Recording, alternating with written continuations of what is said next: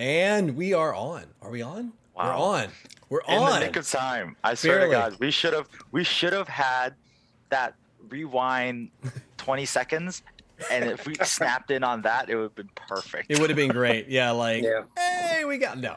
All right, welcome. And no technical issues to really speak. Well, a few. Bro, this is getting to be a really professional production. Look, we even have our topics right for tonight. I might have launched it with the wrong title for like the first 30 seconds, but hey, that was fixed too. Hey, it's all good. At least we got the topics right tonight. Yeah, I know, right? All right, what do we got? Oh, I got viewers already on. Look at everybody's already in. Chat's already alive. Yeah, man. Hey, how's it going, everybody? Welcome to another Monday evening. Yep. With our favorite returning guest, the man who is here all the time without even being here sometimes. Yeah. He's either in chat or he's in the show, and well, now we've got him in the show. So, I mean, this is a travel episode, so it would be remiss. It would be a remiss of us if we do not bring Masaki on. Yeah, for sure, sure. So, if you guys don't know, this is the man, the myth, the legend, Masaki. Masaki, that's right. Resides in Osaka, Japan. So he brings the Japanese perspective and has, for many times, spoiled Mark and I with the amazing food. I know there. It is so amazing. My duty. I think COVID is the only reason why he's still considered residing in Osaka. He's usually a global citizen. The man is usually globe trotting, gallivanting across the world, preaching the gospel of Lilacs and its good products. So preaching all the positive, good vibe. That's right. Airsoft, right? So sure. Airsoft, or as you say, what you're wearing right now, the other brand. Yeah, that's our fishing side of fishing gear side of the business. It's a dress fishing. Yeah, it's so cool. I see that brand around here sometimes. I know that brand. I know these guys. Man. Yeah, it's the same thing. Not too much different from buying a gun. Then you end up taking, adding, slowing new parts. Same thing with the fishing. You buy rods and reels, and your reels, you might want to change the handle. You might want to, just pretty much the same thing. Catering to the big boys. That's right. So how has everybody been over this past week? I think we got to ask Masaki, since it's been a minute since we've seen you. Yeah, let's see what the man has to say. What have you been up to? I know you're landlocked. Like we mentioned earlier, you are the traveler. Yeah. I mean, there's not much I can do besides on the phone all the time, or texting, or Zoom, or that keep me pretty busy, and also a lot of domestic things to take care of, one of which is that since not too much was the lilacs part, but this dress part that we have so many some character tie-in or licensing stuff. So right now we're doing fishing gears with the One Piece, the anime. So that kind of all the document that I need to file to borrow licensing or some approval of the artwork and all that stuff, or a couple other something I cannot say due to all the contract and everything. A few things cooking right now, so that kept me busy. That's good. I mean, you got to do what you got to do, right? I mean, you are the man to kind of tie it all together. Yeah, I since I'm not allowed to fly, so gotta do something. True, very true. Jono, what have you been up to this week? Man, the same secret project that I've been working on for every single week, nonstop. Have no chill, no end, no quit to it. But and I know I keep teasing every week. I mean, there's a few people that are in the loop, but I think all three of you are. It'll get announced. I'm hopeful. There's a major milestone probably next week. So with that major milestone, I should be able to make some pretty solid announcements. So all right. Sounds good. The mystery continues for one more week. Sounds good. Well, I haven't been doing much since the last time we had our last episode on Wednesday. I mean, Mid Autumn Festival was great, karaoke until an ungodly hour, and then get home, and that was all right. And then the rest of the week was just spent going to practice, and I went to work for one day, and then I went to the gym, and that was about it. So that brings us to today. And today is the show. Today is the show. Right. Yes, sir. I'm doing some last second tweaking. All right. It's all good. Tweak away. Tweak your away. your little frame. It's my OCD messing with the frames. Oh, yeah. And I stuff. see it move. Nice. It's moving, It's yes. moving. Nice. Well, since we're there, let's talk about, before we get into our topics, what are we enjoying ourselves with tonight, gentlemen? Masaki, what are you drinking tonight or eating tonight? I just, of course, to torture you, I need to pick up the family chicken. Oh God. Oh, dear But- God. Oh. And for those of you who didn't know what this is, we did a show. Check the previous episode. Yeah, the previous episode. Yeah, episode 12. We talked about this. So Yeah. that's definitely some torture from episode 12. Oh my goodness. Yeah. If you want to, there's also a highlight of that in the best of playlist, guys. If you want to go check that out, we have Masaki going in depth as to what that actually is. So The family. yeah. Today I picked up the Kobe's Rocco beer with the grapefruit IPA. Oh, nice. nice. Fruity. Nice. So don't Good know choice. what it tastes like, but Grapefruit and IPA, maybe? yeah. Grapefruit is surprisingly good with beer. It is, especially IPAs with all the bitterness. Yes. How is it? Nice and fresh? Pretty good. Nice. All right. Nice. What you got, Yeah, I'm Jonah? not much of a beer guy, as you Oh. both know, but I like it. So Nice. Hey, that's Nice. that's definitely saying something. So I actually That have is two true. things. My adult beverage of choice. I'm doing a little sake. Oh wow, you're fancy tonight. I'm fancy, dude. I'm fancy. I'm having usually this. If you're eagle-eyed, it usually lives right here where I Right. move the mask out to take the Uh-huh. spot. So that's usually where my the sake container stays. Nice. You're fancy tonight. Yeah, I picked that up in Okay. Japan. This and actually that mask too, on one of my trips, and I think Fantastic. both on separate trips. And then that's my adult beverage of choice. And then my other beverage, which is going to happen. Me and Man. my bubble tea addiction, right?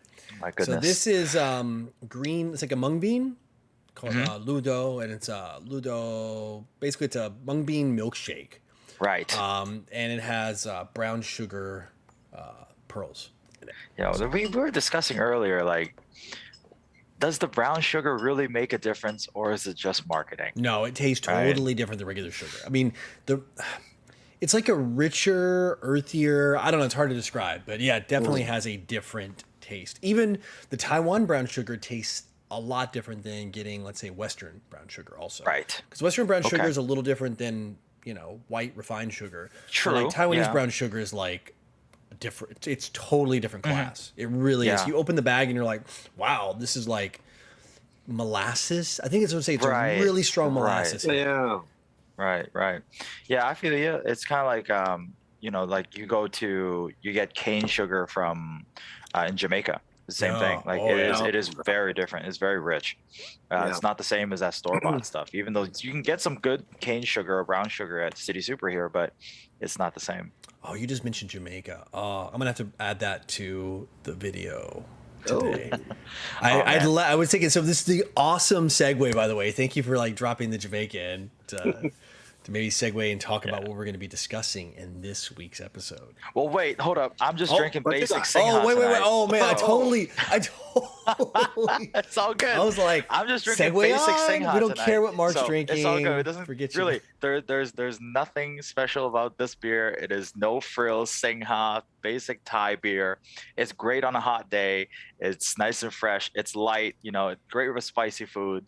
I think if everybody who's had any kind of light beer, you've had a Singha. So I'm not going to get too much into it. Meanwhile, there's a back reason in for that. Jamaica, There's a reason for that. There beer, is though, a too. reason for So it's this. high into Jamaica. So here we go. We're Yes. full circle back around. We are going to be covering our favorite travel destinations, and no, we are not just focusing on Asia. Even though Mark has kind of did a little spoiler for his. Yeah. We've kind of all picked our separate regions around the globe. that we have some experience. I'd say probably out of the group a little more strong experience in those markets or those areas versus the others here. So hopefully bring you some different perspective other than just like our favorite Asian destinations or in Taiwan, Japan, and Japan. Hong Kong. Yeah, I know, right? It's like we talk about it in enough. Japan, we talk about Japan all the time. So yeah. Yeah, we got to move off Japan. So Mark, what are we doing? What's yours? What region are you covering? So before my current day job, my former day job was very corporate. And for the most part, I was in charge of retail and operations of Southeast Asia. So I spent a lot of time in KL, Malaysia, a lot of time in Singapore. So these are the two countries I really want to talk about. I also have a great affinity for the Philippines. So I feel like sometimes these places are a little underappreciated. Not a lot of people go there. When they go to Southeast Asia, they always think, oh, Thailand, right? Koh Samui, right? Or they go to Bali. So like no one automatically goes, I'm gonna go to KL, Kuala Lumpur. I live in Hong Kong. Let's go to KL, And not a lot of people do that. So I'm gonna be talking about SEA. What about you, Jono? Me, I'm taking a totally different hemisphere in this one, and I'm going to be covering Central and South America. But since you mentioned Jamaica, I'm going to call an audible and slip in the Caribbean a little bit. Do it. Jamaica's so nice. And Masaki, what area are you covering? And don't say Japan. What? I cannot talk more about Japan and Osaka. What am I doing here? Hey, Kansai Regional Tourism Bureau has not. Their check hasn't cleared the bank yet. Sorry. Yeah, so. This is not a sanctioned episode. Yeah. Okay, during this COVID, my part-time job is on froze right now. So, no, I was thinking about talking about Europe, especially. I normally go that area twice a year, especially once, most definitely around IWA. So then I try to hit 3-4 other countries after events. So yeah, so having that pretty fun memory, hopping around in Europe. So I got a couple few tips. So that's cool. I know. Cool. I'm disappointed because remember you and I kind of had my own agenda after this last year. We were going to be there at the same time for a show, and then I was heading this way, and we were gonna meet up a couple times, quickly meet up in Paris, and then we're gonna meet up in Scotland. That's so romantic. I know. Quickly right? meet up in Paris. One night in Paris. Isn't that a movie? Aww. Is that a movie? And then one night in Edinburgh. And one night in Edinburgh. Chase rats. That's usually not a pleasant thing. I don't think that's going to be a high seller there. Well, although that is where the good whiskey comes from. Yes. So, yep. That's why you end up chasing rats. Uh-huh. No, you chase rats. You chase rats in Tokyo, I think. Dude, Mr. Rat Chaser sent me a text. He was on a as they call in Europe, a stag do with his friends in the Canary Islands. He texted me. It was I think stag do, is that a bachelor party? Okay. Yeah. So he texted me, and then he goes, "Oh man, you would never believe it." I'm like, "What?" "Oh, I was chasing cockroaches last night." Cockroaches. If you want to do that, just come on the streets here, man. I'm sure in Hong Kong it's the same way. Yeah. I'm like, dear God. And he's like, I've had so much to drink, bro. I'm like, okay. He's like, all right, good night. All right, man. And that was it. Yep, that's it. We're done. Moving on. So, okay, we had to have the story episode one time where we literally just cover all the wild stories. Yeah. Definitely got to do the story episode. Who's first? I think guest is first. I agree. Masaki. This man right here. Yeah. So let's talk about IWA. IWA is a trade show that involves our day job, and it's situated in Nuremberg, Germany. So kind of like a South Central Germany. So usually you were saying that you go to other places afterwards. So what are some of the first places or some other countries that you go after Nuremberg? Normally I go to Austria. Oh, fantastic choice. One of our, major account is in Austria. So yeah, just showing up and say hi, talking about a few business and everything. But the reason I brought this up is that, enough about our day job. Mhm. Just simply I've had a most amazing scenic view in probably my life in that country. Oh, Austria is beautiful. Yeah, people always talk about like Vienna and Mhm. and that company I mentioned is in the Steyr, you Mhm. know. So people do tend to think more about industrialized part of that, but about like 2 years ago, two oh god, 3 years by now almost ago, uh, people there took me up to the place called Hallstatt, Mm. the all the rock salt Yeah. mines are, Mhm. Really? and Rock it's salt just, mines. yeah, Yeah. Interesting.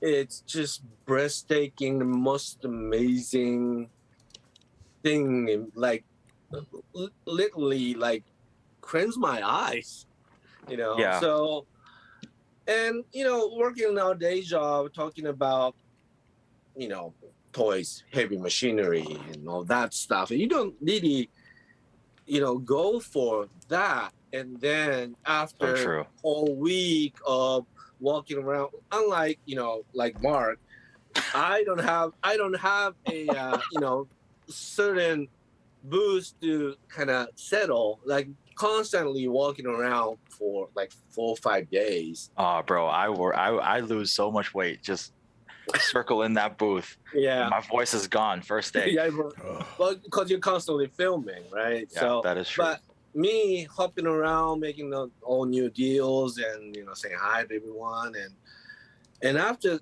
that, abusive, and no, and don't forget to mention some abusive after hours. We, Of course. That's where the share. real work is done. Yeah. So then, you go different city, different place, taking care of another business, and then boom, you're in that like most amazing things in your eyes. And yeah, just I highly, highly, highly recommend to visit that country. Oh I yeah. cannot recommend enough. And although also it's quite useful tip for me is that um especially people watching, or like Jonah, like you're from States, and now many, due to security reason, many airport are not like, you cannot store your luggage inside of the airport, right? mm-hmm. You need to ask some extra service to come pick up your baggage and store it somewhere outside of the airport Yeah, you have to be facility. like somewhere outside, maybe a Yeah, train yeah, state. yeah. Some train Yeah. stations still let you do it, but Hmm. But since I'm flying from like Japan, Lufthansa is like my go-to airline because I heavily flying on ANA, those Star Alliance, and the Frankfurt Airport still let you keep your baggage inside of the airport for like days. really, So like when I go to IWA and pick up some samples and all the catalogs and everything that I just do not want to fly with, then I just go to Frankfurt Airport, and they got like 3 different spot that you can actually keep your things. I mean, they charge you by hours or days, depends. But since like as long as you use the Frankfurt as a hub airport, you go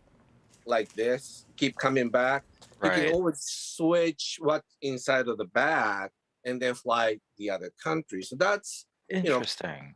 quite handy for me. that's a So cool tip. So you can basically what you're saying is you take your maid bag yeah. and you Yeah. can like base camp it there in Frankfurt, and then what you use have Mhm. a carry on, and you basically just kind of move what you need, like transfer clean and dirty, that Exactly. kind of stuff.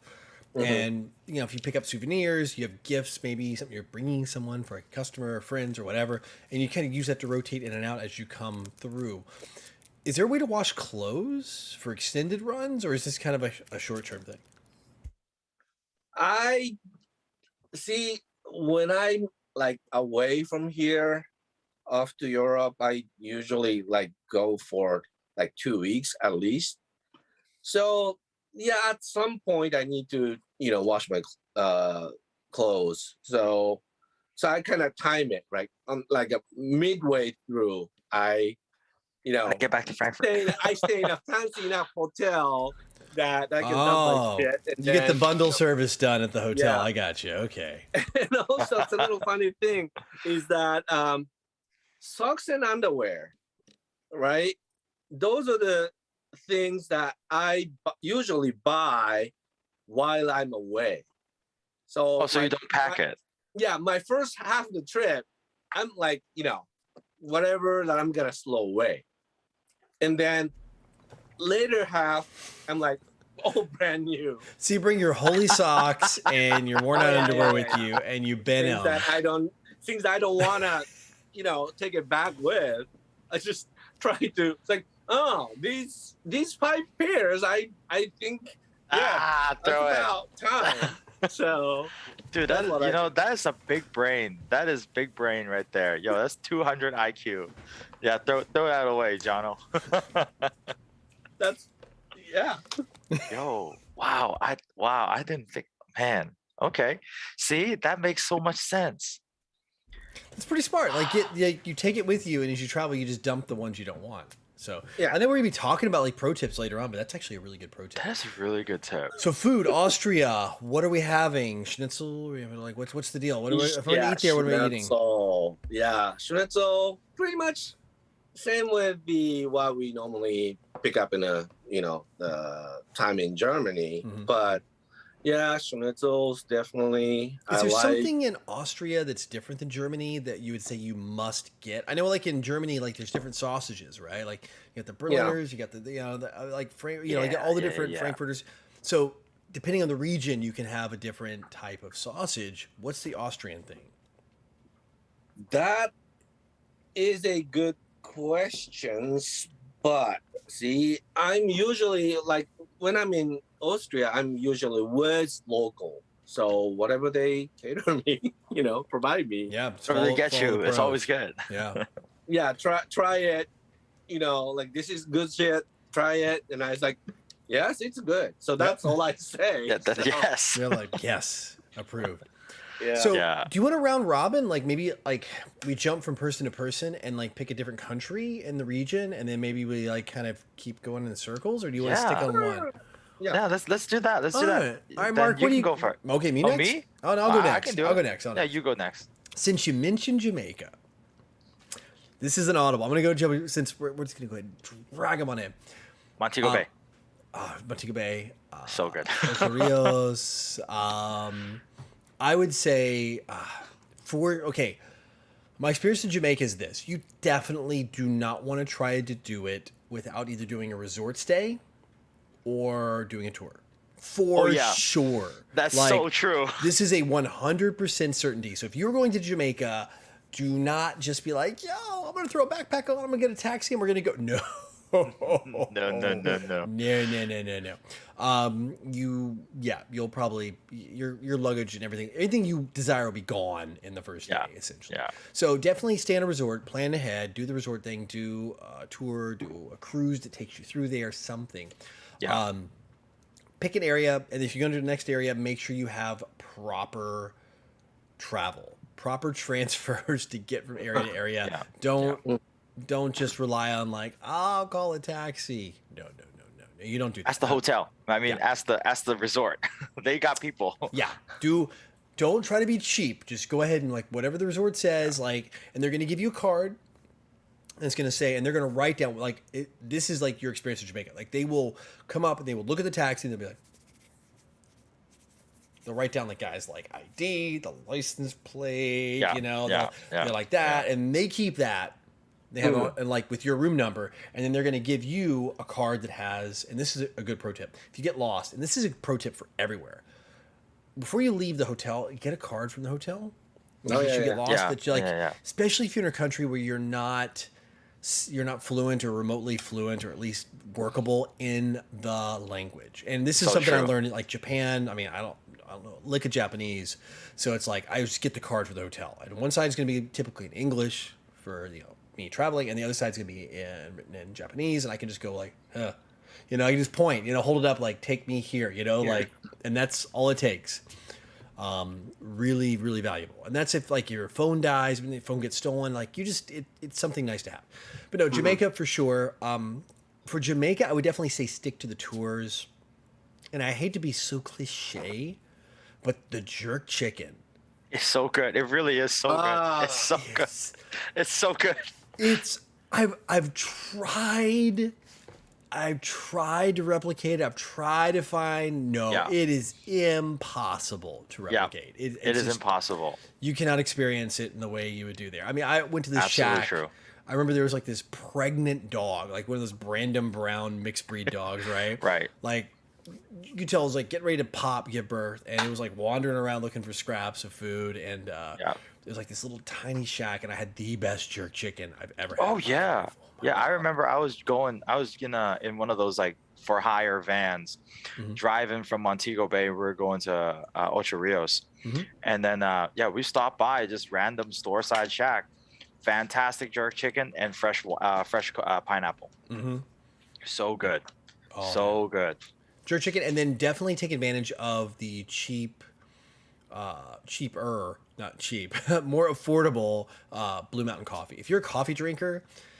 The coffee in Jamaica is just there is a reason there's a reputation for things like Jamaican Blue Mountain coffee or Kona coffee in Hawaii, and there's a reason that they drive that premium price. So I would say Jamaica's one of those areas like I've freestyled a lot of countries. I've just gone in like we keep going back to Japan. I just like. Hey, I'm gonna go wander in Tokyo for 3 days, no problem, and with zero plans. Exactly. Jamaica is not one of those countries. You definitely need to come with a plan, be prepared. So true. And booked. Yeah, that is very true. All right. So, Mark, what do you got? So I think I'm gonna go KL, Kuala Lumpur. Okay. Oh. Yeah, Kuala Lumpur. I think it's one of the. It's a city that everybody knows about, but it's not like a lot of people would think about. I'm gonna go vacation there, because it's not like because it kind of. Singapore kind of steals all of its light, and then you have Hong Kong that's like real close. So it's like, why you want to go to KL. But actually, if you're a big kind of like a Southeast Asian food kind of person, it's it's very, very affordable to go. And outside of KL, you can go to other places like Langkawi, like small beachside places, just a little bit out of KL. Fantastic, very pristine. If you have any kind of like almost like a Chinese heritage, it's also really interesting to go to KL because they have a lot of very kind of like old style Hokkien style food. So every time I go to KL, I feel like I'm in a time capsule, because it's very in KL. It's like going back to Hong Kong when Hong Kong was like in the late 90s, early 2000s. Really? So they also speak a lot of Cantonese in KL, but the words that they use is old Cantonese. Like it is because they I think I know what you're saying because like sometimes I visit Taiwan, and quite a lot of old people in Taiwan speak really fluent Japanese. But it's true. Yeah, they speak like really classy, old-fashioned. Yeah, it's an older. Yeah. So, and sometimes it kind of shocked me because some of the younger Taiwanese kids speak Japanese, but maybe some are like observing from like watching, anime or something. They speak pretty much up to date Japanese, but some of those who that maybe grew up with those, grandma, grandpa, teaching Japanese, they tend to speak that old-fashioned one. So you can clearly like tell, how they get that Japanese from. So. Yeah, for sure. Yeah, and that's the same thing with their Cantonese over there because like, in KL they have a lot of people from Hong Kong that's moved there for generations, way in the old times, and a lot of the Chinese people immigrated down there, like up further up north in Penang area, and then of course down in KL. So they have a lot of heavy Cantonese influence. So every time I go, it's always such a joy to go and talk to my old colleagues. They'll always say, "Hey, Mark, we don't want to hear you speak English. We just want to hear you speak Cantonese." So that's all they say, and so yeah, that's I think that's definitely one of the things that's underappreciated. So for KL, I would highly recommend you go wait till the evening time and go eat on the streets. They have a lot of great street food, street market food, and it's a very diverse palette in KL. You'll get a mixture of Cantonese style food, Southeast Asian style flavors, kind of like your Vietnamese, Thai kind of style.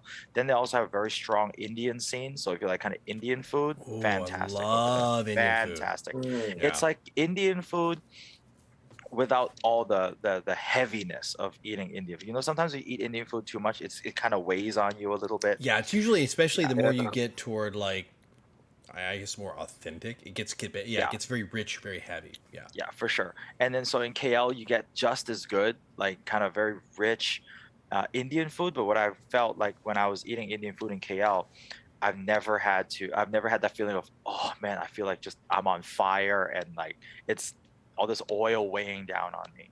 Also, it is actually polite and the right thing to do that when you're in one of those mama shops, which is like the small food stalls, use your hands. It is completely okay. So very much like the Philippines, where you just like put the plastic bag on. Yeah. Or sometimes they don't even do the plastic bag. Okay. So like they will serve you with a plate and a banana leaf. It is completely kosher to serve yourself and use your hand. So that was my first experience with that. Like I went out with my colleagues and they're like, "So Mark, you're gonna use your hand?" I'm like, "I don't know if that's what everybody's doing. I guess that's what I'm doing." It's like also Ethiopian food. If you ever eat Ethiopian, it's all with your hands. Yeah. Oh, Ethiopian's good too. It's an interesting experience. I definitely think everybody should try to at least do the rice with your hands at least once. It is I was very uncoordinated. It's like there's a skill with like it's about like it's like the fingers and the grab and then like curry thing and rice, and it's about mixing it together with your fingers and then like getting it like almost like in a ball and then you eat it. It's interesting, very very interesting. Tips wise, I don't think like there's too big of a big tip. KL is a big city. It's very modern. I would say the only thing that I would say is a tip is maybe go during some of their bigger seasons, or festivals. If you're a big fruit person, you can go during durian season. Durian season, actually, it's not just durian. There's a lot of other things that goes around. Right? So like mangosteen and rambutans and a bunch of other. It's also during that season, and because they're the big exporting country, you can get all of this fruit on the cheap. So if you want to plan a trip, plan it around durian season, and at night, instead of going to have chao kuai diao, you can go have a spread of fruit that's going to be like $30 and then you'll eat so much until you throw up. So it's good. Durian is delicious. I'm just saying. I even like the smell. I like the taste. I love the taste. Yeah, the taste is far better than the smell of durian. Yeah. So I think it depends on what durian you get. So like the Musang King, the sweetest one, I think that one's really good. That's the smaller, very yellow looking, custardy looking durian. That's the one to go. That for me. So let's go with Masaki. You want to go one more country? See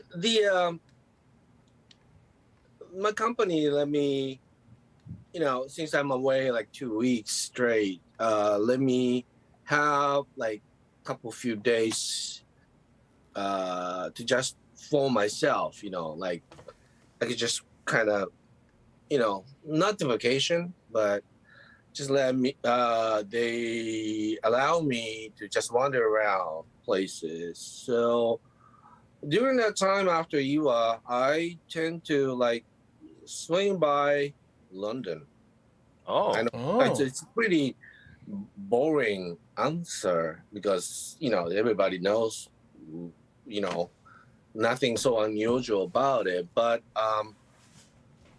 Luckily, though, I get to spend a day or two freely just wander around. And one occasion, um, the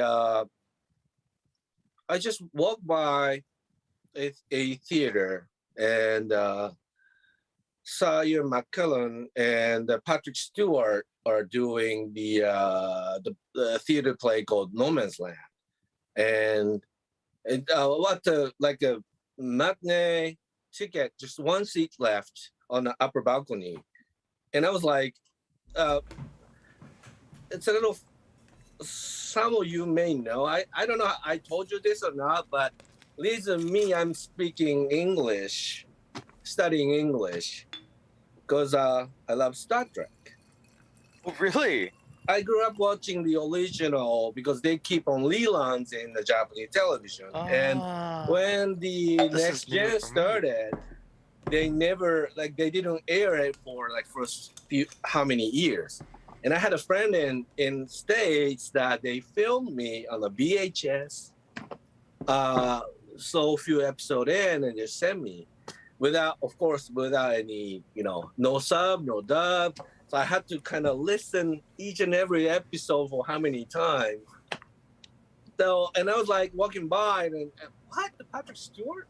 So I do that kind of thing every now and then. And also grew up in, I'm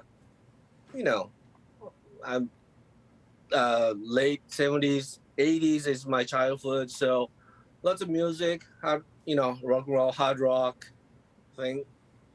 So so many, studios and, the stadium and all the live albums being recorded here, like Hammersmith or whatever. And then I get to go those places with company expense. So that's.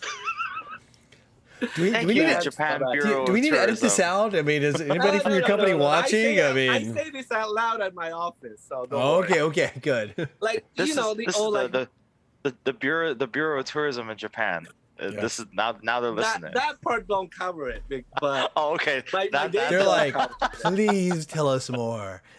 Yeah. So, and that city itself has how many movies and dramas being filmed. So, then I get to hop around and see those places. So yeah, I mean, I've really been into some of the Netflix stuff out of the UK here lately. Yeah. So that's jealous that you got to see Patrick Stewart and Ian McKellen. Yeah, it's just like I was like, is this real? Yeah. So yeah, just very just like stars aligned, everything just worked out, and you were able to make it happen. Yeah. UK. I know the UK. I mean, sorry, I know we got. Oh, and one more thing. What? Yeah, go ahead. I never had. I knew you were gonna say that. I never had really bad experience with food. Not bad, but is it like okay? I don't want to. I'm just taking a step back because I've never visited the UK, so I can't judge. Okay, even though my lineage, my family history, I've got half the blood in my body is from the UK. What is the food to have? Well, it's a classic, but Indian food. Okay, background the Indian quintessential food, okay. British. Yeah, because that's the reason that they explore and to get the spice. So yeah, Indian foods are pretty nice, and surprisingly, I think that's one of the probably the best outcome that they joined the EU is that there are so many people from other part of Europe moved to London and opened a restaurant. Oh, and it starts to diversify the food scene there. Yes. So I mean, London's so huge. But be interesting to see after I don't know how many years after this that they gone a separate ways. So what would happen?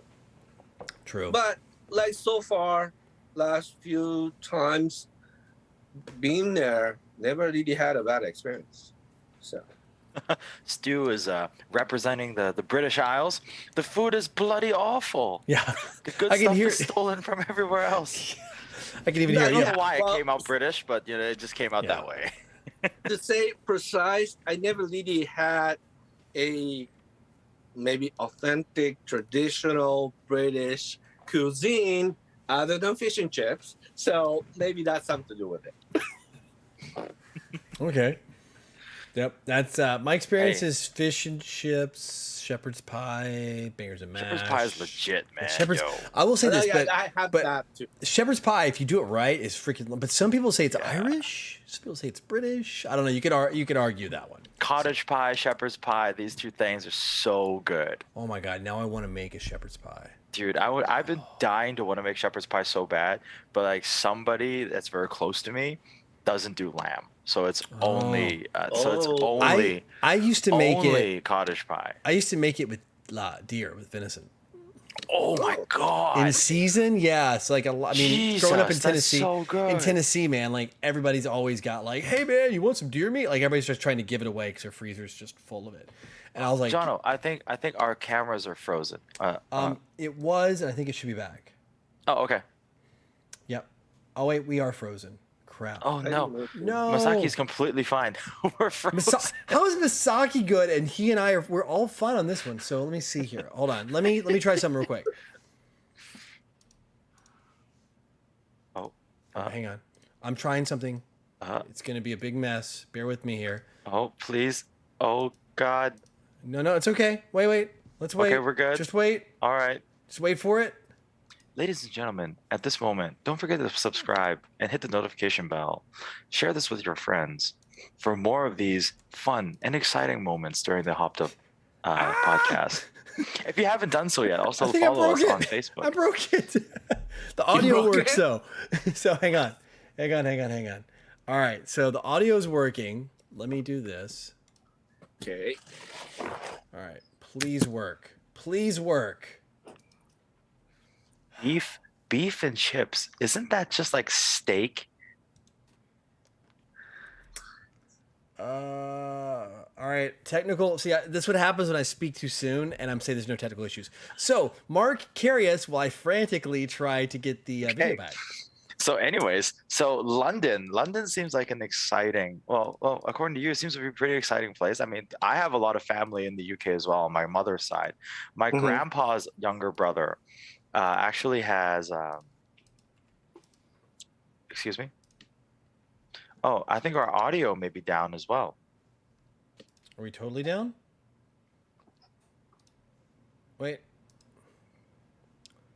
Wait. Ask chat. I think it looks like audio's Hey, okay. Hey, producer, is chat. audio okay? Hey, Chatkins, somebody. Audio's okay. Audio's live. We're good. Audio's okay. Oh, Okay, good. Okay. Audio's hot, so I Okay, just gotta good. fix Good. the video here somehow. I don't know because it should be working based on what. Or maybe just the latency, and then they'll just pick back up. Anyways, yeah, I have some family in the UK as well. Just it's so sad that I've never been. I've always wanted to go, but I've never been. We got it. I've got it figured out here. Hang on. Oh, while you're Alright. doing that, We're coming back. For more. hey, there's Masaki. I see him on the screen. All right, we're good. Okay, good. You did it.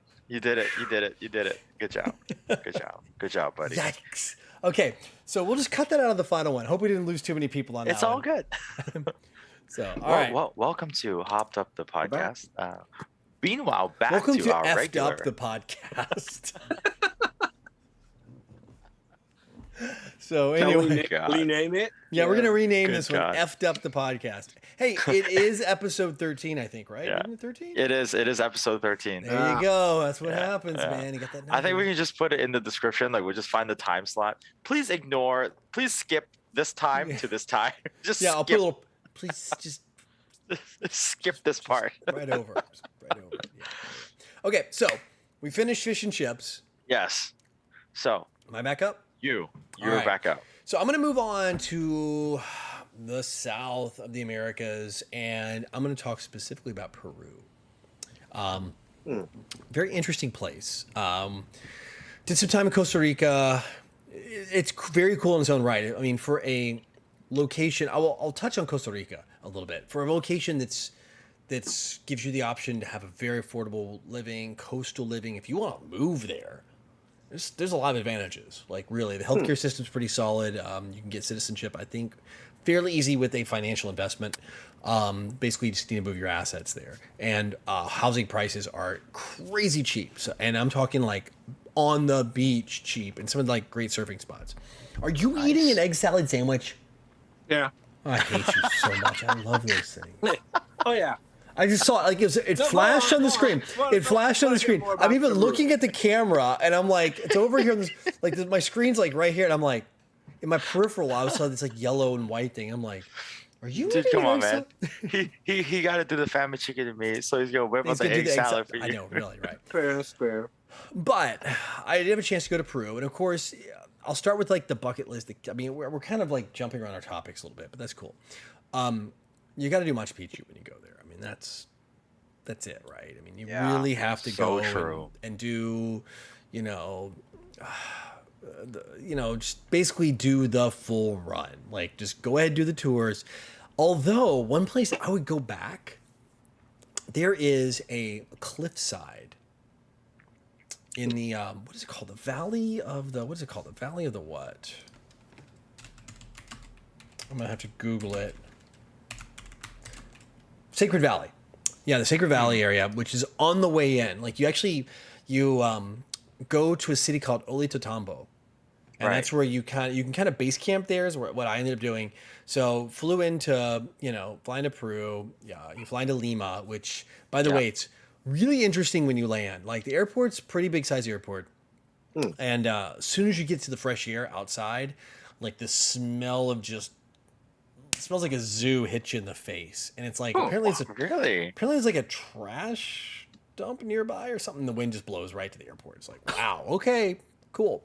You can catch a connecting flight to this. I mean, I'm talking the middle of nowhere. Like it's like a 4-terminal. Like the airport's like it's just a square, and there's 4 terminals.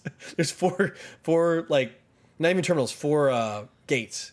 Right. So you walk in, there's 4 gates, and that's it. So that's like the Olitotambo airport in that area. Stay there. It's because that city, or you can stay in the city that's right under Machu Picchu. It's kind of touristy, so you can also do that. But if you want more like out a little bit, a little more kind of chill, you can do the Olitotambo. And the city, the streets there are super cool. They're like cobblestones. Right. It's just so old. It's just like so ancient, and it's just so cool. And really clean, and they got little tuk-tuks to drive around, kind of like in Thailand. Interesting, that's like the taxis that get you to the city. And they speak Spanish, right? Yes, of course, Spanish. Yeah, everywhere, pretty much. Yeah, like all the way through there, unless you're going to go to like, Brazil, you can get. Dude, I don't know, man. Like sometimes out in the sticks, like I watch some of these travel shows, like out in the sticks, man. Like they need a guy to translate English to Spanish and Spanish to like their Mayan own, or something. Yeah, some crazy. Yeah, like Aztec, Incan. Yeah, like some. Yeah, so it'd be Inca. I think it's Incan. Yeah, is the area there. So you definitely got to do Machu Picchu. It's worth it. It is high elevation, so be prepared if you're going just to deal with exhaustion. Yeah, the shoulder breath. Exactly. So if you've never done that, if you've never experienced like high altitude, I'm talking like above 10,000 feet. We're talking like north of 3,000 meters. Just you feel like you're in a normal area. It's like flat. It's not like you're around mountains, but it just pulls.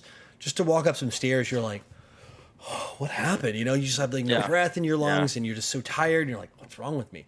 You will have altitude sickness. A lot of people who do have altitude sickness, you're going to get it there because it's, I mean, up to Machu Picchu, I think it's like 12,000, 13. I mean, it's way up there. Yeah, it's way significantly high altitude. And interesting enough, every hotel, every place you go, they'll serve the tea and they'll have the leaves. The hotel will have like a big basket of leaves right when you walk in, and they're coca leaves.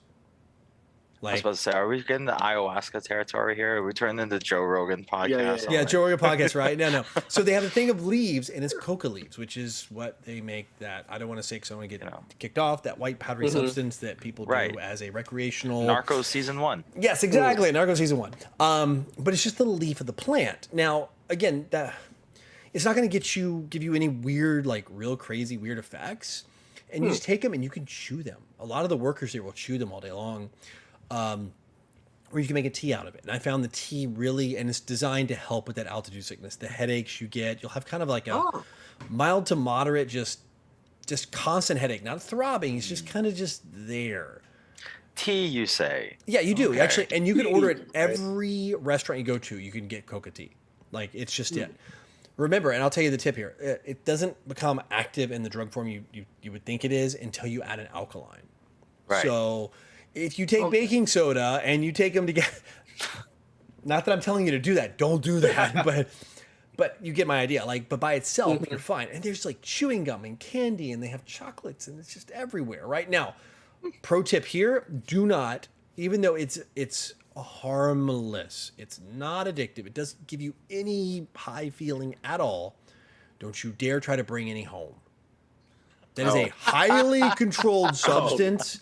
Right. And you're like, I'm just gonna bring a bag of these home. I want to show my family. Quite refreshing. Yeah, I think I want to share with my friend. Yeah, that bag of leaves that do nothing will get you the same amount of time as having a bag of the finished substance. So do not, even the chocolate, don't try to bring the chocolate out. In fact, they do check your stuff on the way out.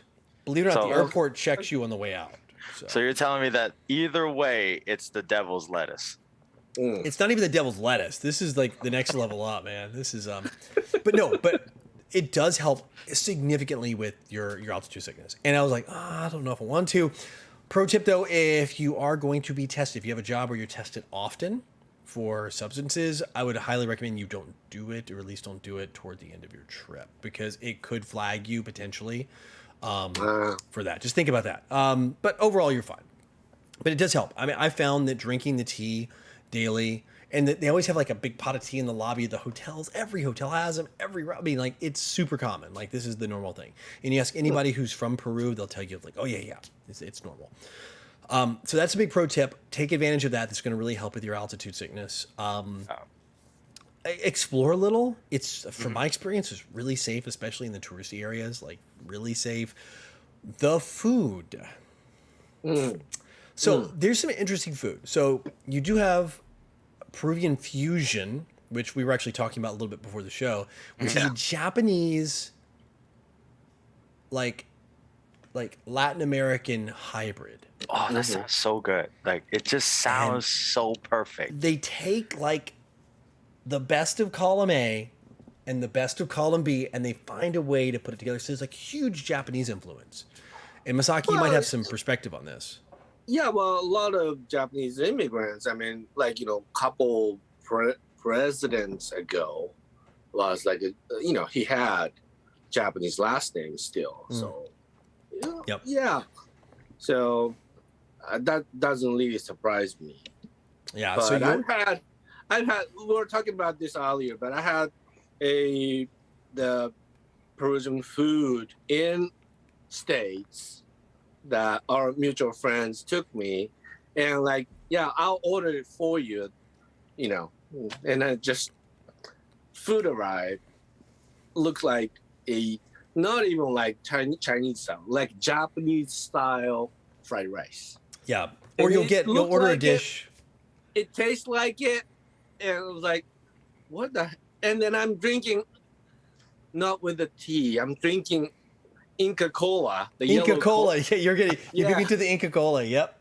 Inca Cola fried rice. I was like, oh. We have a Venezuelan place, or a place over here. We have a Peruvian place. I haven't had a chance to go to it. It's like half a kilometer through that window, and they have Inca Cola there. So Inca Cola is like their soda, like national cola, and it's like kind of like a vanilla-ish taste. Yeah. But Peruvian food, yeah, absolutely. The fusion. I've been to some really nice Peruvian fusion restaurants there, like really high end, and they are just so amazingly good. It's like they'll do like, you can definitely, it's heavy in both, in like the heavy influence, but like the food's like light, like Japanese, but it's like got a little bit of the spice. It's just so amazing. Yeah. Then you do have Peruvian chicken, which is definitely more like traditional South Central American or Latin American, where it's like this roasted chicken. It's just so good. But like you said, the fried rice, it's the dish I had there was called, Mark, this is crazy, it's called lomo saltado. and it's almost like it has like bell peppers. It has like a pineapple type in it. It's basically sweet and sour chicken. And Nice. Right. Nice. However, when you're down there, it was alpaca was the meat. Oh, So it's lomo Very salgado. Yeah. interesting. So when you order it, it's typically going to be alpaca when you have it. So it's kind of like it's like a steaky meat. So when you get it, you're like, oh, there's beef in it. It looks like beef. You're like, oh, it's beef, and you eat it, and you're like, well, it's a little gamier than beef, and definitely lean, extremely lean. Okay. And it's been stir fried. It's been very much made like Cantonese style. Like, oh, nice. I feel like Interesting. I made like a sweet and sour chicken, and there's like this kind of this slightly gamey, almost Where reminds me of I'm deer meat. Yeah. Right? Yeah. So Interesting. and then the last thing to eat there is what the locals called kueh. Cuey. I think it's how you spell it. Cuay. Cuey. What is I this? forget. It's kueh. But we like to call it guinea pig. Oh, yo, I seen this on National Geographic and all It's the a weird cooking thing. shows. It's a thing, man. Oh man, I've never looked at guinea pigs the same way ever since. So I remember going there, and then I did a little touristy thing, like the taxi driver, because we had to drive all the way out. And the taxi driver's like, oh, I'll take you to a couple places on the way. Of course, probably his family. He's getting a kickback or something. Of course. Whatever. Stopping at a couple of them. First one, the ladies are wearing the traditional Peruvian outfits and things like that. They're trying to sell you like wraps and things like that, and like just woven clothing, trinkets and stuff. And a lot of stuff's made with alpaca fur down there, and like really nice and soft. I mean, you can get some really good stuff, and it's most of it's handmade. And like, wow, there's this really elaborate like house with like small little holes and tunnels. Like, oh, and you see cute little guinea pigs just like. And I'm looking Having around. the time of their lives. Well, they're having the time of their lives, and you go over and like, oh, I'm gonna go say hi to a guinea pig, and you get within like 5 feet of these things, and they're like, yo, what's up? Oh, I'm out of here, man. I'm out, and they just bug out. They run away. I'm like, yeah. this is when I first got there. It's like, why is that guinea pig running away from me? I mean, these things are like friendly in this state. It's like little pets. Like, what? This thing's running away like I'm gonna kill it and eat it or something. Oh, apparently, yeah, yes. You walk to the market. Yeah. So that was they're raising them, and it's like a cow. They Oh. built these huge homes from. They like raise them, let them breed, and they're like, haha, dinner. So they roast them whole. I mean, you can get them if you don't want to see it that way. If you have kind of Man, like I want to try this so bad. But literally, they will just defer it and put it on a stick and just grill that sucker. And It sounds so good. it is legit, like head on, legs, feet, claw. The works is just roasted whole. Like, Ooh. yeah. Sign me up. Let's go. Yeah, man. So that's my experience down there. Definitely do it. And then if you do go to Olitotambo, the bonus thing here is they actually have a Quickie Mart. And I'm talking legit the Simpsons Quickie Mart. And it's the same, the images, the logos, it's on purpose, the Quickie Mart. So Oh, yeah. Of all things and of all places, there in the middle Yep. of Peru, Quickie a Mart. Quickie Mart. Yeah, Quickie Mart. And even they actually have the Apu is like on the sign. So yeah. Jesus. I've got a photo somewhere. I don't know. I was trying to find. I didn't have it, but yeah. Oh, and then the drinks, pisco sour. There's an argument between Peru and some other countries who actually started pisco as an alcoholic beverage. Pisco sour is definitely what you want to get. So legit good. Okay. Well, since you did South America and you did Jamaica, I think I'm just gonna go and talk about the Philippines. Go for it. Philippines for me was definitely a life-changing trip. I think that was the first one that I did extensively without my family. And I was there for about 2.5 weeks, almost 3 weeks. So we landed in Manila. So you're gonna fly in anywhere. You're gonna usually 9 out of 10 you're gonna go into Manila. Pro tip: you're gonna leave Manila, and then you're gonna see a mass of humanity right at the front. Man, they're just there, and they're all taxi drivers. Just make sure, again, super cliche. Make sure you arrange for transport before you get there. So, because everybody's gonna try to pull you in which way, and now it's kind of easier for you to kind of look up like what's the standard fare from the airport to the hotel, but just like it's always good to just kind of keep something in mind, because someone's going to sell you, hey, from here to here is this price, but get in the car halfway through, things happen, they're like, hey, I'm gonna actually have to charge you, actually a little bit more. So they're So gonna dump you off in the ghetto somewhere. yeah, exactly. My pro tip on that one: get your phone, download Yeah. the app called Grab, and use it. Grab, it's like they do food, they do deliveries, but it's kind of their Uber slash, Yeah. Lyft. So if you get Grab, and it's you book it and you still pay the driver, but it's a guaranteed rate. So when you book it, you got the rate, and the drivers have been background checked. So Yeah. Okay. Yeah. So yeah, Manila's actually really fun. A lot of people think like Manila, like just what you see on TV, like maybe the financial centers. You can actually go to another place in that area called Makati. That's usually where if you want to go party, you want to have a good time, that's where you want to go. So you go to Makati, you can go have a few drinks, you can go party a little bit. Everything is really cheap.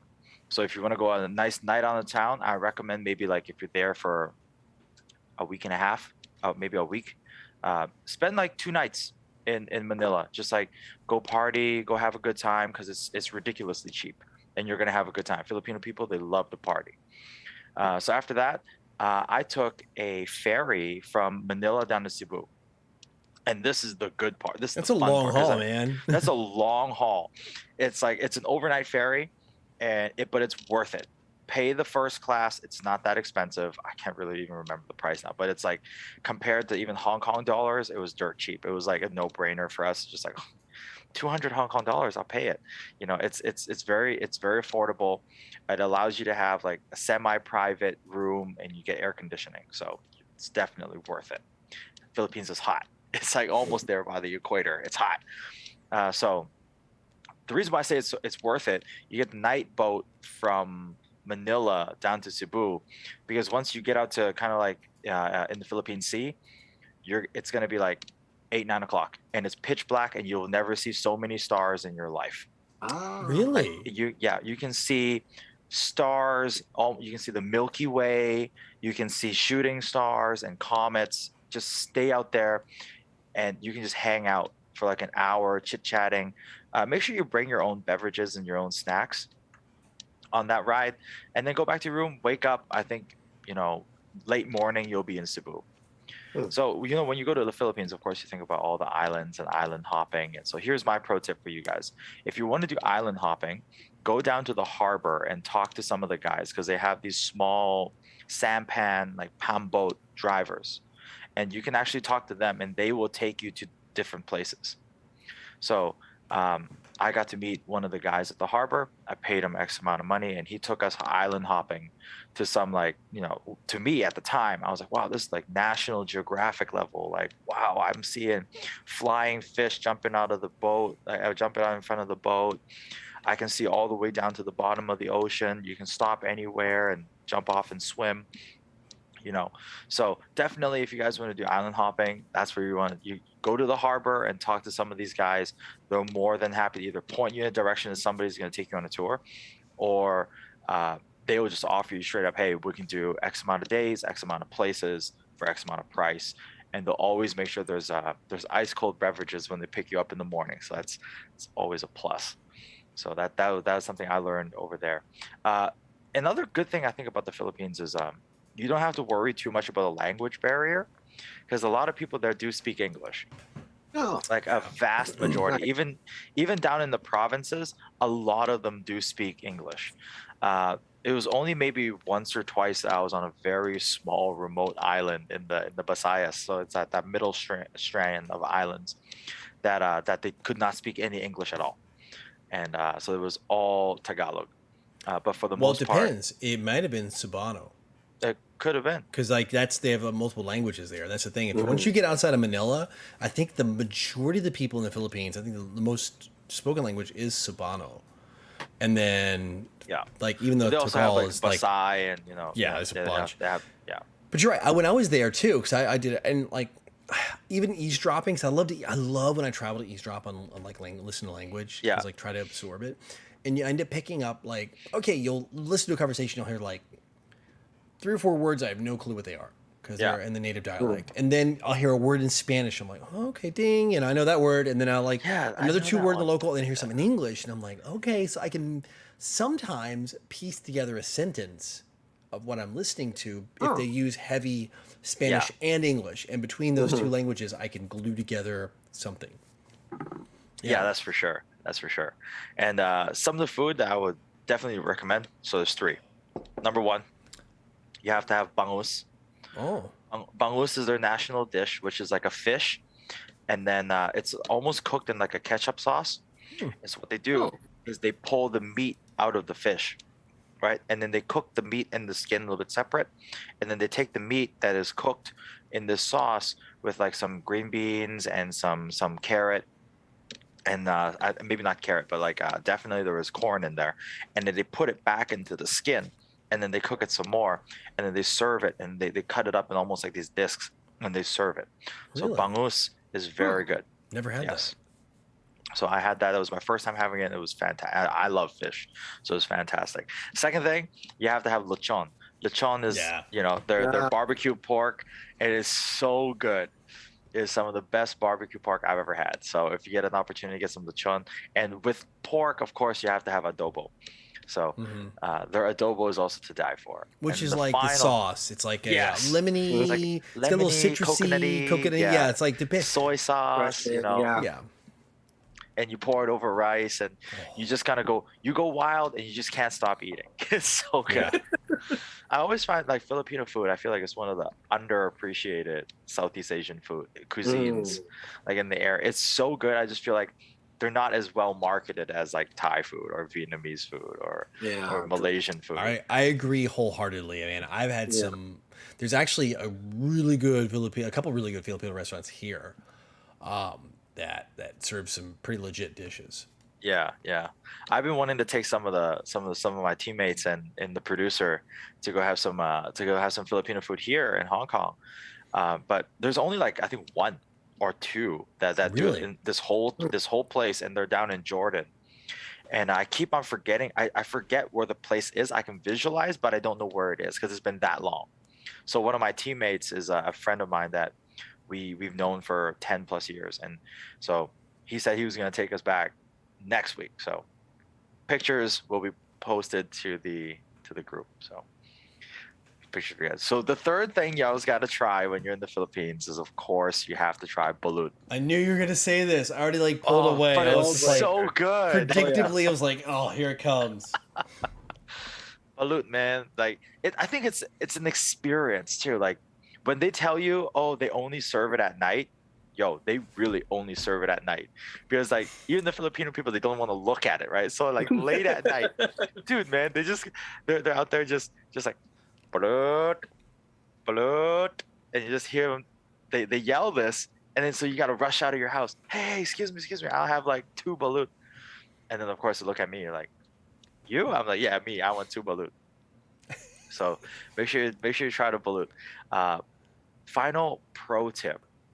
When you go to the Philippines, you're going to go swimming. You're going to want to go snorkeling. You're going to want to go enjoy all that crystal clear, beautiful water.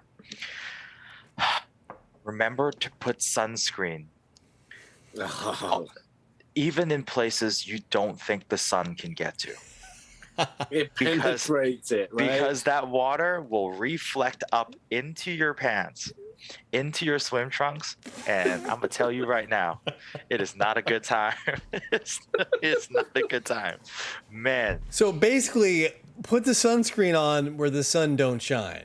Oh, dude, but the sun gonna shine there. You're not gonna lost it, right? Well, Mark, not all of us wear Speedos like you, so. Oh man, I've never in my life wish I wore Speedos more than that one time when I was in the Philippines. Yeah, because at least with the Speedos, you get like you get the banana hammock, right? Yeah. You got the support, but like, dude, I like your visual there, Mark. You gotta show what God gave me, right? So but with the shorts, you got nothing. It's just. Ladies and gentlemen, welcome to the Hopped Up Podcast. Wow. Like, God's a fair guy. He's going to say, look, you're not going to be able to do math. and you may not be the tallest man. So to compensate, I give you a few extra inches. Call it a day. All right. Okay. So, pro tip: buy some copper tone and put it. Yeah. Yeah. Wow. Okay. Cool. All right. Done. When you Worry lather about yourself up, make sure you do it the whole body, because Okay. the sun in the Philippines Everything. will get you. Okay. All right. So, bucket list places. I think that was a good time for us to move into bucket list places. Bucket list places. I'll Masaki. take- Oh, you want to go? No, you no, go no, first. no, no. Masaki goes you go. first. You go. Because I was gonna say, since you brought up the Philippines, I still want to go to El Nino, or Palawan. Oh, Palawan. Yeah. I was trying- Ah. That's on my list.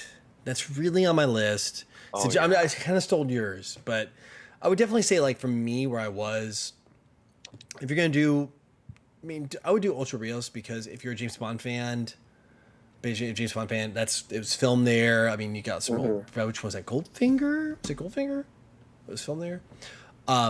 Or it's Never Say Never. I forget which one it was, but it's one of the original James Bond was filmed there. It's worth doing. Do Ocho Rios for sure. Do the waterfall. You got to do that. Ocho Rios is beautiful. Go visit a coffee farm. So beautiful. Yeah. If you do Costa Rica, you definitely want to do coffee farms for sure. Do a coffee farm. Go to the yeah. West Coast. Do the beaches. Do the surfing beach, which is. Don't they have a decent cigar scene down there as well? In They Costa Rica? do actually. They have a pretty good cigar scene.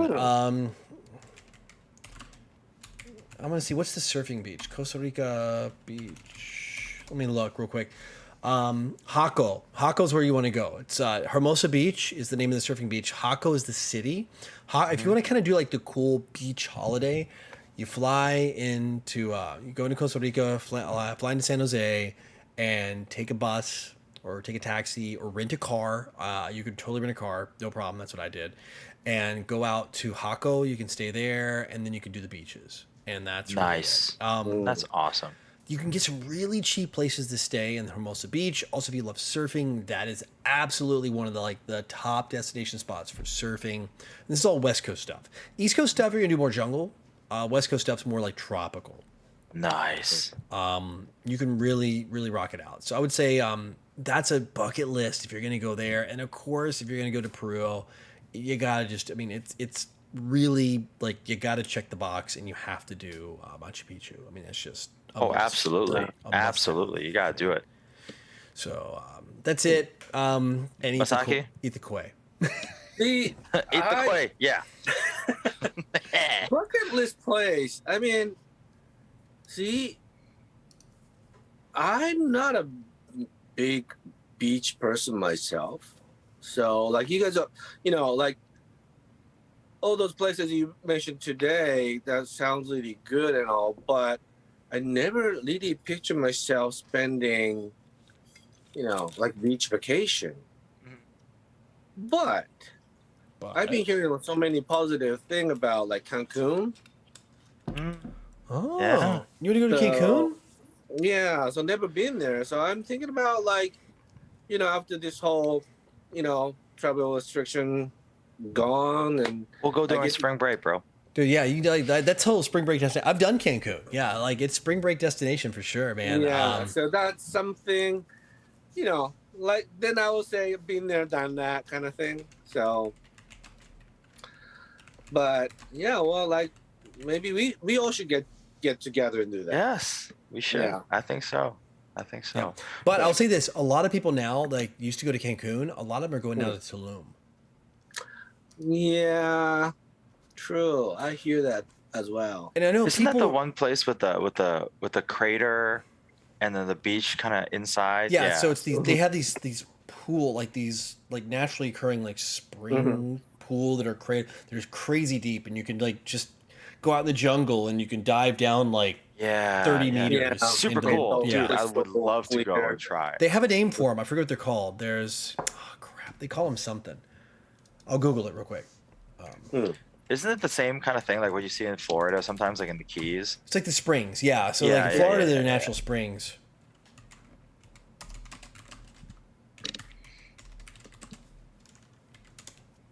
So it'd be a swimming pool. What are they called? Cenotes. The cenotes. Yeah, I was like, for some reason I was thinking like elote, which is the corn, with the mayonnaise and the spices put on it. But cenotes is what it is. Yeah. Cenotes. So there's different ones. They basically just find these like naturally occurring springs out there, and they just build it, turn it into a pool, and people like all go to them. So Nice. Yeah, I think for me, I talked a lot about beach too, but I think where I really want to go, I want to go up to Maine in the fall. Really? Yeah, because you know me, I'm a cold weather guy. You want to do You want to do like the Northeast, get some lobster. Yeah, I want to do Maine. Pick some apples, watch the leaves change. Maine in fall, man. Maine in the fall. Right on that coast. The beautiful lighthouses, those small towns. That's kind of like some nice warm clam chowder. Oh yeah, like that. That to me, maybe like a small cottage. Like a nice B&B. For like a week, drive a little bit up there, those beautiful forests up in Maine, do some fishing, just like, I don't know, September, right by the October. Canadian border, like just right up, northern Maine. September, October kind of time. Oh my God, it'd just be absolutely awesome. See, now you get me thinking about the fall in the States, because it's always hot here too. Yeah, because the thing is, like, I've lived here too long. I want to go to a place. Yeah, I want to go to a place with some 4 seasons, right? I want to be able to, let's say, enjoy autumn as like fall. I have not experienced fall in so long. Yeah, right. I don't know if Eric's probably not in here right now. I don't know if he usually joins us late. Upstate New York, man. Oh, you do upstate New York. You do in the fall time. You've got like just like the apples, like the apple cider donuts. Like it's just cold in the air, and it's just like you put on like a light jacket, and it's so good. Like just eat like stews and just like man, just yeah. Gotta love that cold weather. It's been good. a long time since I've done like a proper like autumn / fall. All right, you got me. So you win, Mark. You win. Yeah. Thank you. So what do we got from chat? People, let's ask chat this. What would your bucket list? What is your bucket list location?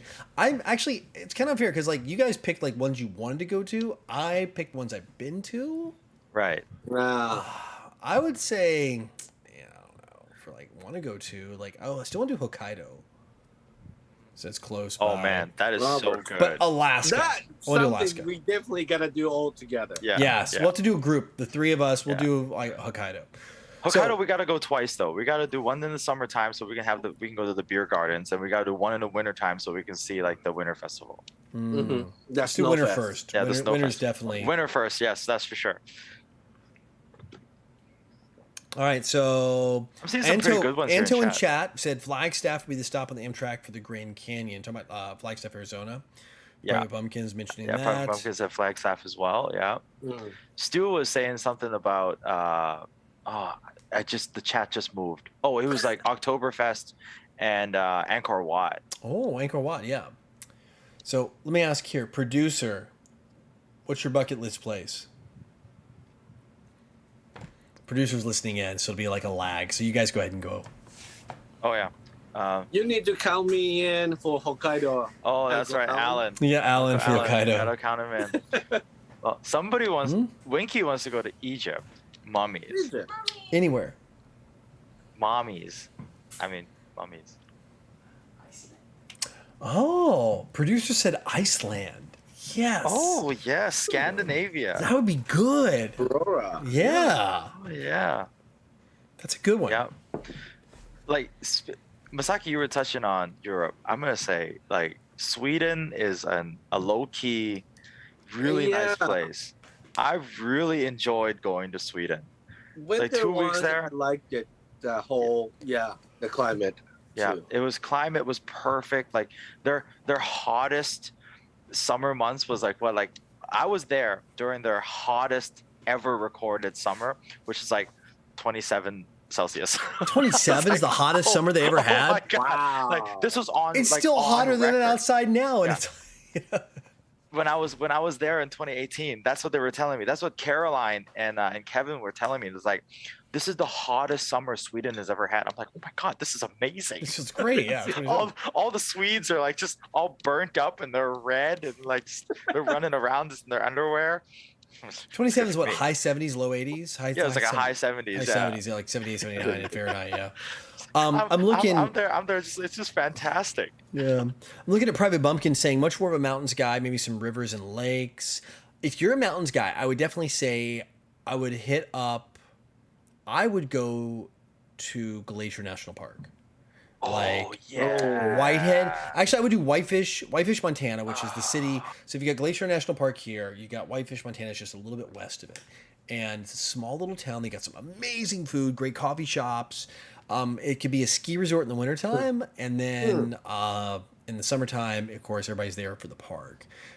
There's a really cool resort that I stayed at when I had my RV, but they also have these like modular cabins they put in that are like ultra modern.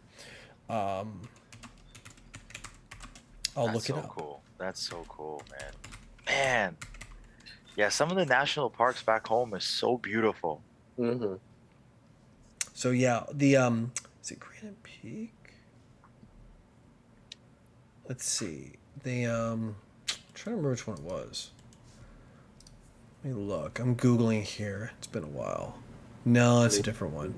But yeah, there's a couple really good places. But in the Whitefish area, there's some absolutely awesome. No, I'm thinking of resort in Jackson, Wyoming is what I'm thinking of. Yeah, I was going to say, that kind of sounds like kind of Jackson. Yeah, that was a Jackson, area. Wyoming one. No, the Whitefish, Montana, I would definitely do stay in Whitefish. There's a lot of like the ski, like the people that have like condos for the ski area. Yeah. Like you can grab them in the summertime for pretty cheap because they're just a little bit away. Rent a car, drive over to the park, do that. But if you like the mountains, you like the cool, you like that high altitude. In the summer times, the days are crazy long because you're like right by the Canadian border.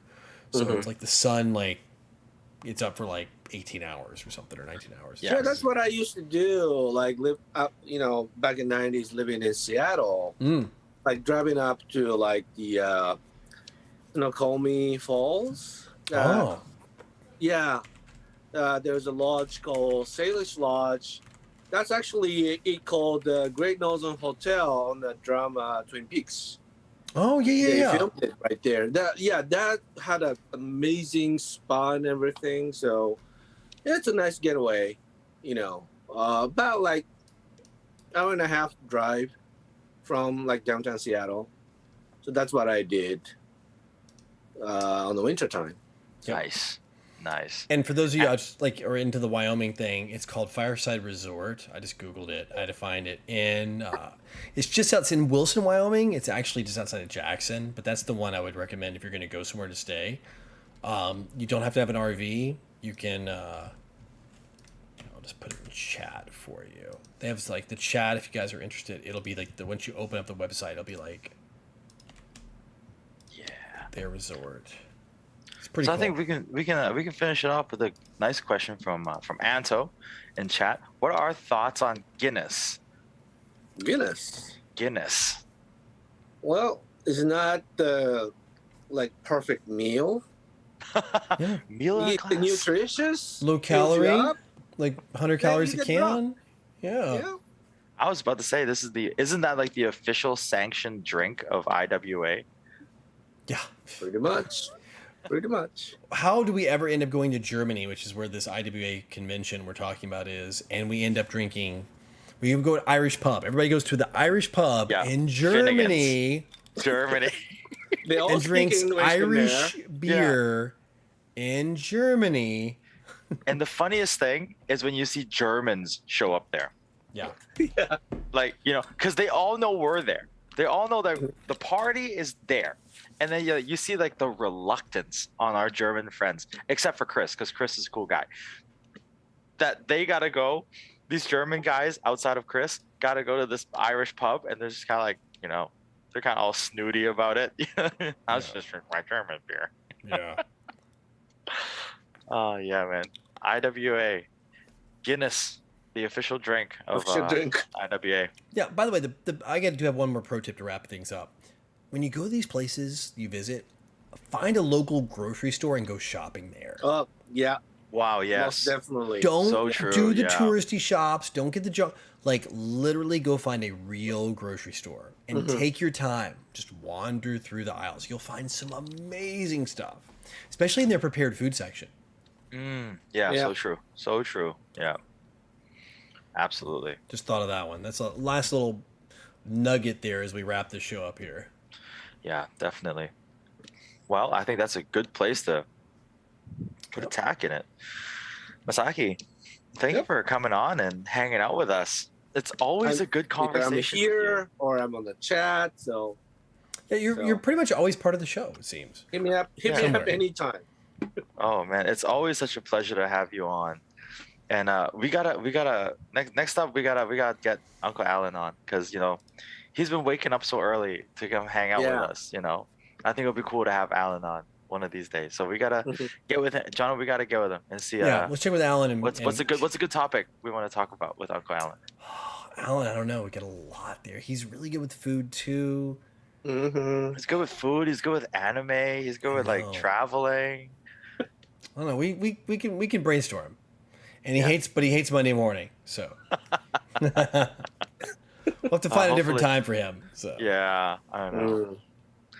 Maybe we'll do one just for Uncle Alan. We do a different day Special. episode. Yeah. Special episode. Spin-off episode. yeah, Yeah, spin-off episode. Yeah. Well, with that, ladies and gentlemen, thank you for hanging out with us on another Monday evening for Alan on Monday morning. yeah. Yeah. And until next time, we'll see you guys again. Thank you, Masaki, for coming on. Thank you, Misaki. Anytime. You're the man, the myth, and the legend. So Yeah. until next time, guys, stay hopped up. Jono, anything else? No, I'm good, man. I'll see you guys next week on Monday. All right. Have a good one, everybody.